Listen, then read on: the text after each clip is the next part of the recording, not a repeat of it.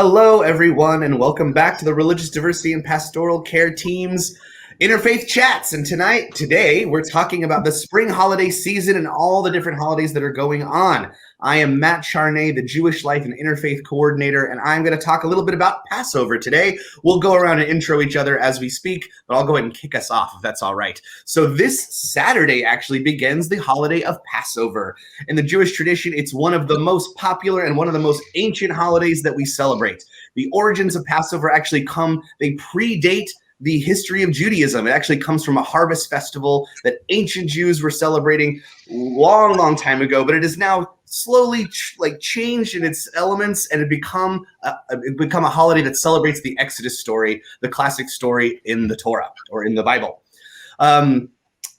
There's a lot of things that come with the holiday of Passover. It is a very tactile holiday and a very learning-oriented holiday. It is about using elements to remember the times of slavery in Egypt. And so the big thing about Passover is the meal that we have at home called the Passover Seder. The Seder is created with different elements of the story of the Exodus that we use in different ways to kind of recall the story and using different elements as moments of remembrance. And so we use the matzah as the element of remembering the affliction of the Jews. We remember using salt water to remember the tears of slavery.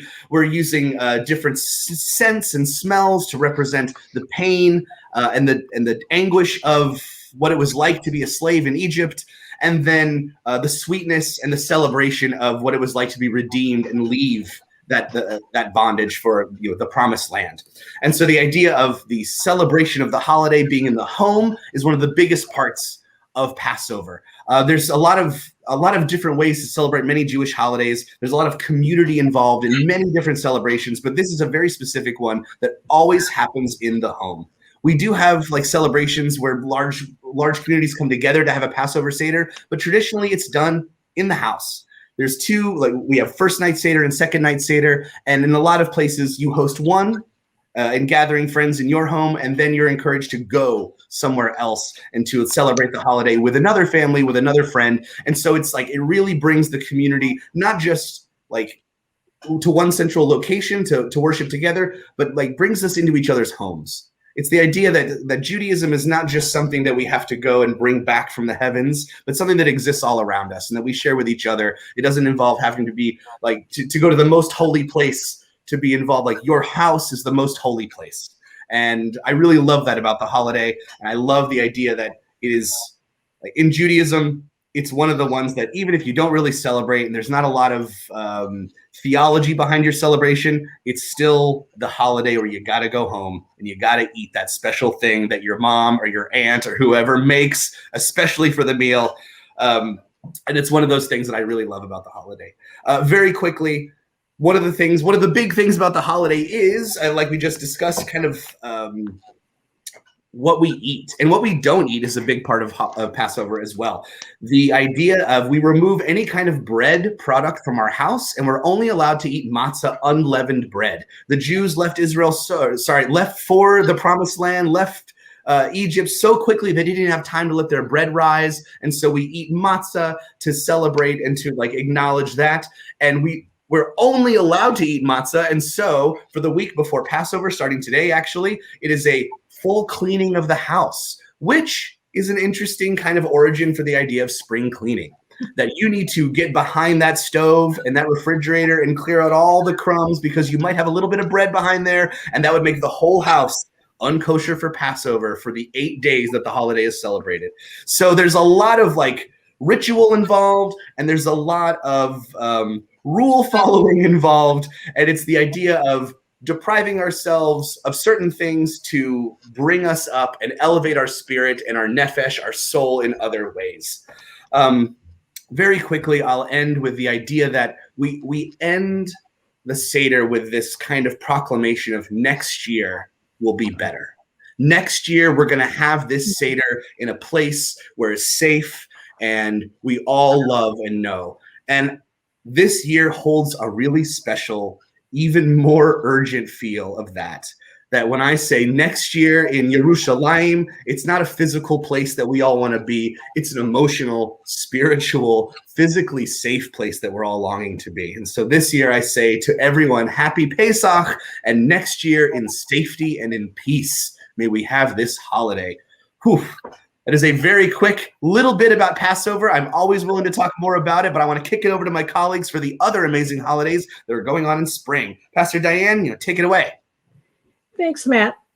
I'm Pastor Diane Dardone. I'm the Director of Religious Diversity and Pastoral Care at DePaul, and I also wear the hat as a Protestant chaplain.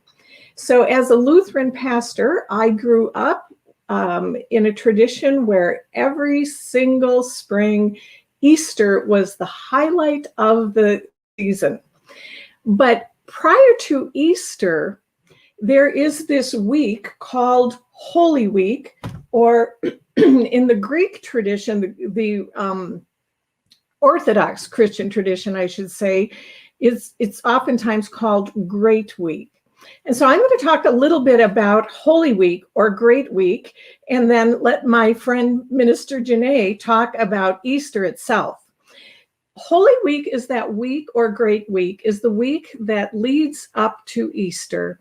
And it's important to note that for Orthodox Christians, the Easter celebration is actually happening a little bit later than other Christians in this world. And so the Orthodox Church will be celebrating in May, but the Christian Church, the Roman Catholic Church and Protestant Catholic or Christian Church, we're all celebrating starting Holy Week this coming Saturday or Sunday at the same time, just around the same time that Matt and his community will be celebrating the Passover. So Holy Week starts with Passion Sunday or Palm Sunday, and it's really the Sunday that we are celebrating the time when Jesus triumphantly rode into Jerusalem and people were waving palms. And the whole idea of waving palms back in the day is that the palms were, when people waved palms at you, it showed that you were people who deserved great reverence. And so royalty oftentimes had palms being waved at them. But on Palm Sunday or Passion Sunday, it's the day that Jesus rode into Jerusalem to prepare for the Passover and to go to the Passover dinner. And the people were waving the palms because this great leader, healer of the people, was riding into town. And it was a great celebration. So we go from Palm Sunday celebrating Jesus coming into his own as a leader and a sacrificial gift to the people. And then we move from that day into Maundy Thursday. Now, when I was growing up, I was always confused because Maundy Thursday, which is that Thursday of Holy Week, I always scratched my head and thought, what's the deal with a Monday Thursday thing? Like, are we supposed to be doing something from Monday to Thursday? That's not what it is at all. It's Maundy, and it's spelled entirely different, more like it sounds Maundy. And it actually comes, the word Maundy comes from the Latin word for command. And so Maundy Thursday is that day when the Christian church gathers together, and there's a recognition of the Passover meal. It is a day when we recognize that Jesus came to celebrate the Passover, and at his very last Passover meal, he washed his disciples' feet. He gathered in the home that they could make for themselves for that precious meal. And he gave a command that we are to love one another and to share that good news with each other. And so we have Maundy Thursday when the church gathers together, and oftentimes there is foot washing, and oftentimes there is communion, and there's a lot of celebration and recognizing that while this is a time to celebrate the Passover, as Jesus did, it also is a time to prepare for Good Friday, the following day, when in the Christian tradition we actually hear the story of Jesus being crucified on a cross. And it's a very somber day. Some churches for either Maundy, Thursday, or Good Friday, will strip the altar, and we leave the church in silence, because it's a very, very sad time to think that the Savior of the nations, as our tradition sees it, is, we're remembering again that great sacrifice. And so we have these different celebrations throughout Holy Week. And then finally, there's the Easter Vigil. And that usually happens between sunset on Saturday and sunrise on Easter Sunday. And I'll tell you, when I was a kid growing up, my Easter Sunday, our Easter Vigil happened at about 4:30 in the morning before the sun came up. And it was always a youth service. So all of the kids had to get up, and we were flipping eggs and pancakes for Easter sunrise service and breakfast. But we were also celebrating, and we'd do little plays. And it was just a huge celebration following a couple days of great sadness. I want to just share with you some thoughts from a Christian theologian called Walter Brueggemann, and he's a great poet. And I just want to share with you, just to give you a little feel of how those days of Maundy, Thursday, and Good Friday feel for the Christian community. And this is a poem entitled Held Back. You have texted us again, God, within this world. We are your people, bottomed on Thursday, grieved in Friday, our days of doom and failure and pain, your days of suffering and anguish. But we look past the doom days to the Easter text of good news, getting ready to dance.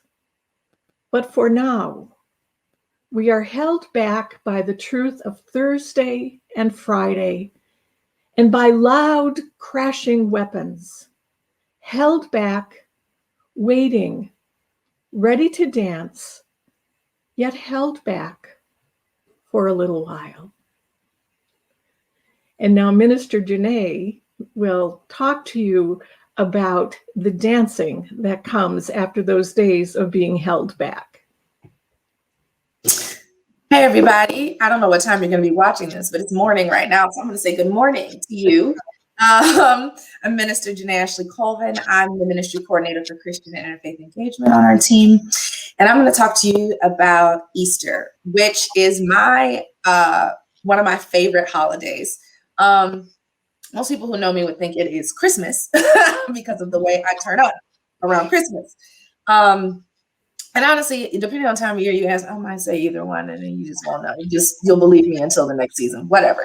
The point is, I love Easter because I grew up in a Black Baptist church in Detroit, Michigan, and I assure you, there is nothing like a Black Baptist church on Easter anywhere, but especially in Detroit, Michigan. I will go back and forth with anyone. The only people I will not compete with are folks from Georgia. Y'all are on a whole other thing. I respect that. If you live in Georgia, please don't add us. Please don't add me. You're right. You're better, right? I'm gonna just say that. Let me get that out the way now. Easter in my tradition is very, very special because for Black folks everywhere, all around the world, in the entire diaspora, we are constantly living in this liminal space between crucifixion and resurrection. That's the tension of our lives because of our experiences in society, literally everywhere we live. So for Black Christians, especially Black justice-minded progressive Christians, the holiday is more than just Jesus got up. It's a promise to us that our troubles have an end and that there's power that can resurrect us from the death of what we go through every day. And we never, ever, ever, ever, ever stop believing in that. And we never stop striving toward it. So we constantly live in that tension. So the week is filled with tension, right? The week is filled with running around to get outfits for Easter Sunday because, honey, first of all, Sunday best is a really big deal in the Black community. Church was one of the few places that you could have the utmost dignity in a lot of different areas, especially in the United States for Black people. So if you were someone who went to church, Sunday's best was not a joke. You were getting dressed up because it was one of the few places you had a title. It was one of the few places you would be honored and respected without question, because it was an insular community space. So if you weren't at an insular community like social group or social organization or justice organization or a Black-owned business or church, chances are you weren't regarded with the full human dignity that you deserved. Now, Christianity is a whole special thing that has its own special struggles. And we know that people do not always experience their full dignity in church in the ways that they should have, in the ways that would honor our tradition of that, right? So I'm going to name that reality. And it is still holds that kind of hope for that in that space. So Easter Sunday, dressed to the nines. I am talking every color pastel in the Crayola coloring box. I am talking beautiful curls, fros, braids, lineups, locks. Honey, Easter hair is a thing, right? And y'all like, what is this administration? And what does this have to do with Easter? Remember what I said, right? Easter for Black folks represents the freedom, liberation, and power that we expect in every part of our lives. And so we show up, not just because culturally that's just how we do, right? You come, if it is an occasion, you come for the occasion. We express ourselves in the way we decorate our bodies. That's tradition in Black culture, whether you're Christian or not. And particularly for that Sunday, you want to look like the day is supposed to feel. So it's not a game. So when your mom on Palm Sunday, you know, first of all, you dressed up for Palm Sunday. That's a whole other thing. But your Easter outfit is a whole other thing. You ain't never worn it before. It might be a brand new dress. Might be a dress that got passed on from another cousin and they ain't worn it since the one Easter they wore it, right? And everybody knows the smells of hair products and cologne and the good starch, right? And then somebody is making the food for Easter. Because once we get through with church, honey, once we come home to everything, once we have lifted the veil of of Good Friday, once we have lifted that, then we sit in celebration. And when we celebrate, we have a feast, and we take that very seriously, right? We celebrate with a full, deep, rich meal that represents whatever culture you're coming from. My family, my grandparents, all of my grandparents are from the South. Most of my family is from the Midwest. So we mix those traditions, and you get ham, deviled eggs, greens, black eyed peas, biscuits, chicken. And if it's warm enough, honey, somebody is on the grill, right? Because you're pouring everything into this huge feast and celebration after this long, solemn period. One of my favorite things about Easter Sunday is the music. You cannot have a celebration without music. And the music is energetic. The music is full of the faith and the hope. The music is a celebration. The music celebrates the power that we see in the resurrection of Jesus. What it means that after all that he had been through, after all of the torture, after all of the betrayal, after all of the weeping and sadness, he got up. He got up. If you hear the words "he got up" in Black church on Sunday and you are not moved to believe that something else in your life is also going to get up, honey, you are not awake yet. It's okay. It's okay if you're sleepy, but that's what that means. It means you're still a little sleepy, you know, like that. And that's a part of the music. There's a song called "He Got Up." If it plays, if you know it, you know it. I also grew up, like I said, I grew up Baptist, so blood hymns are a really big deal in my tradition. I go to the UCC church now. It's Trinity United Church of Christ in Chicago. But if you have been to Trinity, it's mainline, but it's still real. People come from all sorts of traditions to come to Trinity because it's the largest mainline Black church, one of the biggest churches in the entire city. So people come from all other sorts of traditions, and that gets blended into our worship. And we really embrace where different people have come from all around the country to come to Chicago and to be in that church space. We still get blood hymns in Trinity. And what I mean by blood hymns are hymns that sing about Calvary or Jesus getting up, or the belief that the blood of Jesus is what saves folk, right? And your tradition may not necessarily believe that. You as an individual may have evolved your theology about that. I can talk forever about my own beliefs around that. And I'm not going to lie, I still will go up for a blood hymn. If you say to me it reaches to the highest mountain and the lowest valley, I'm going to get excited. And the other thing to know about music in Black churches, a lot of times you'll find that we use the same hymns that other folks use, but they sound very different. They sound completely different. It'll be the same hymn on the same page and the same hymnal other folks are using. And sometimes, honey, that sheet music, don't even look at it. It's not, that's not how we're singing it. There is a tenor of Black music that expresses the deepest registers of our experience that comes out in that music that doesn't come out in other places. Again, tie back to what I said before, that we tie Easter to our everyday experience as Black people in the United States and around the diaspora, where we're not always welcome or celebrated. And so you will hear, you know, my husband and I, who's also a deacon and is secretly like 65 years old in his soul, don't tell him I said that. We always talk about how you can hear in a song that somebody's been through something, right? And it's a joke, but it's not really a joke. You can hear in the music when someone is singing from the struggle, but the hope and liberation. It sounds different. So the sounds and smells and sights and vibrations of Easter Sunday, honey, are my favorite things. We got up that morning because he got up that morning. And we're just grateful that everybody who's alive in that space is alive and is alive with Jesus. And so we are going to celebrate with the best of our music, the best of our clothes, with the best of our food, and with the best love for the people around us. And if just for that day, that's the highest point, we're going to make sure we have it and pass that tradition on to the people who are growing up under us so that they always hold that hope and know that Easter is always coming, no matter how hard things get. Thank you so much. My name is Abdul Malik Ryan. I'm the Muslim chaplain here at DePaul, and I wanted to just share a little bit about the Ramadan, the month of Ramadan, and fasting in the month of Ramadan.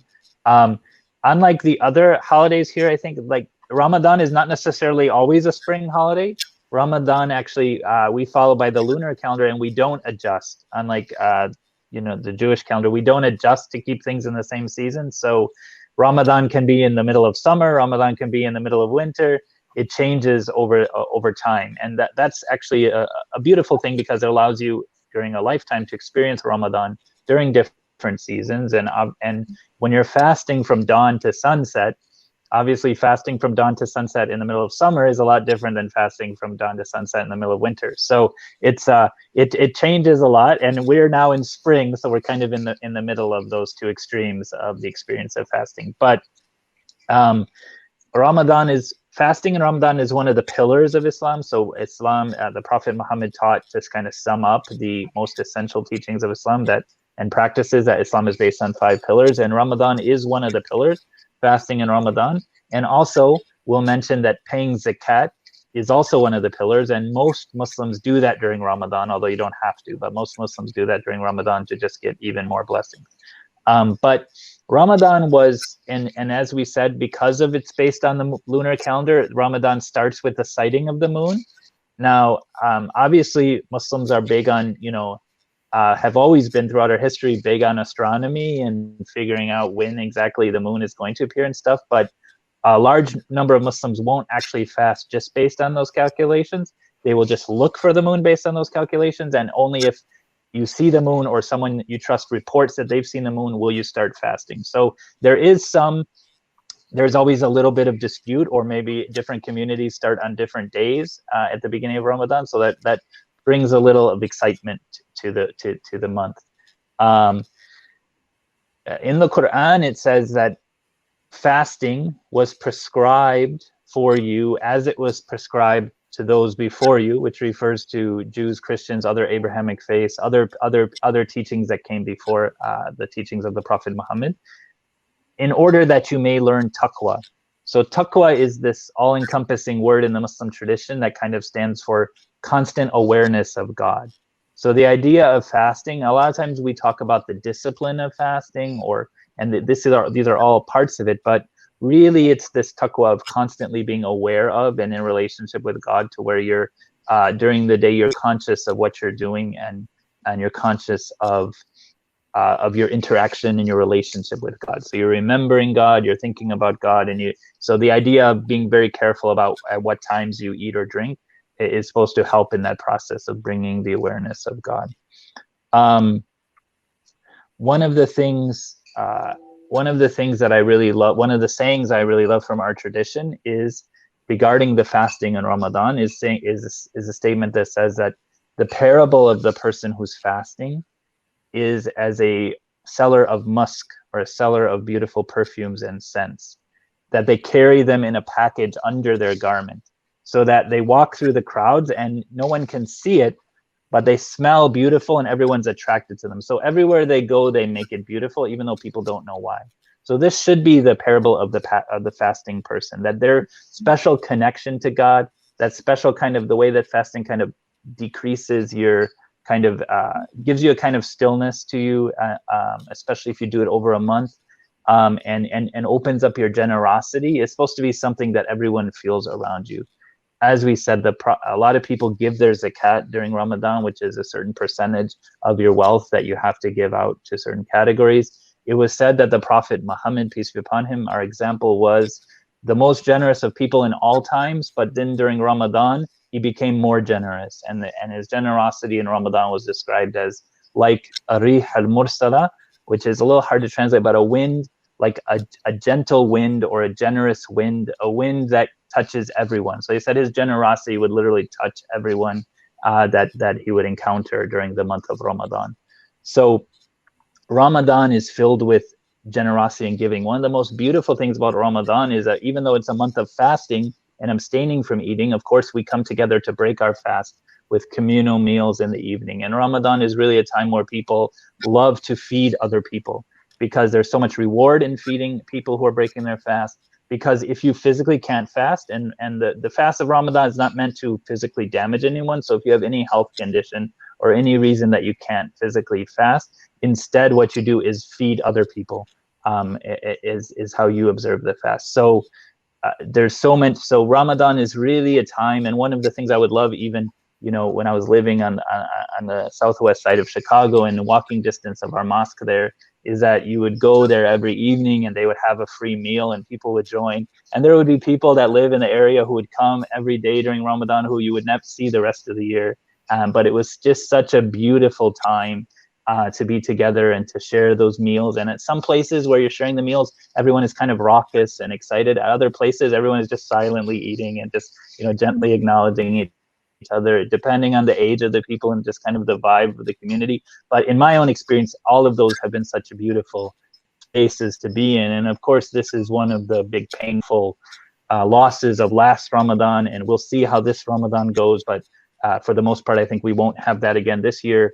And we hope, inshallah, to have it in the future of those kind of communal meals and sharing together. The other part is that Ramadan combines prayer and reciting the Quran.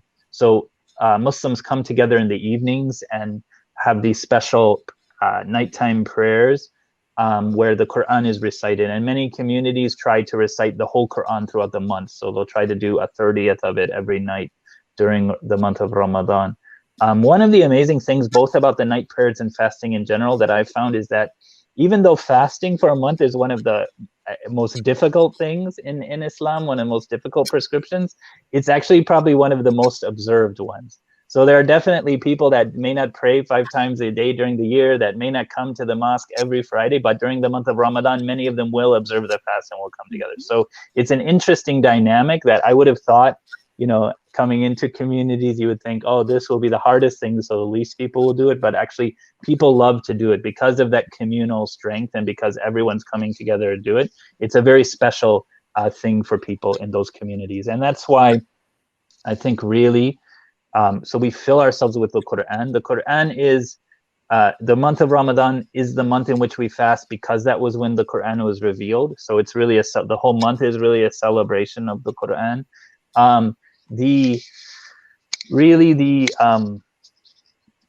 When you come to the end of Ramadan, we have a holiday called Eid. And Eid is really similar to some of the things that Minister Janae mentioned and Pastor Diane mentioned and Matt mentioned. Like, depending on what community you're in and the background of the people, and maybe the celebration may come off in a little different way, in terms of how. But for everyone, it is a very joyous time, but at the same time, weirdly tinged with a little sadness, because by the end of Ramadan, people are sad to see Ramadan go. but at the same time, they're happy to be together, and they see being happy and being with community as actually is a type of worship on that day. That Eid, that is the way that you worship on Eid, is by feasting and being happy and celebrating with people and making it joyous for the children, making it joyous for the whole community. The Prophet, peace be upon him, there's special zakat, special charity that you give to make sure that everyone has something nice to wear, that everyone can come out and celebrate on that day. And even in a time or communities where people are very poor, and a lot of times they wouldn't have that normally. So it's really a communal celebration. And normally we do the Eid celebrations, in big stadiums or big parks, or a lot of times you like to do it, if the weather permits, outside and have the whole community come together. So again, a lot of these things, we don't know what they'll necessarily look like this year. We're in that kind of in-between phase where we're starting to have a little more communal things, but we still won't have anywhere near what we normally have. So we hope again for years in the future, well, it will be back in its full bloom. But we still have the specialness of this year and being together with family and observing that and breaking that fast with family. So that's a little bit about Eid and Ramadan. Thank you, everybody, for listening. Well, and thank you all. Thank you, everybody, religious diversity and pastoral care, colleagues, friends. Thank you so much. Thank you, everyone, for listening. And from our team, from everyone in mission and ministry, we wish everybody a safe, meaningful, and amazing spring holiday season. Thank you so much for watching. Check out our page for more info and fun chats from us, and we'll see you soon. Have a wonderful day, everyone. Bye-bye.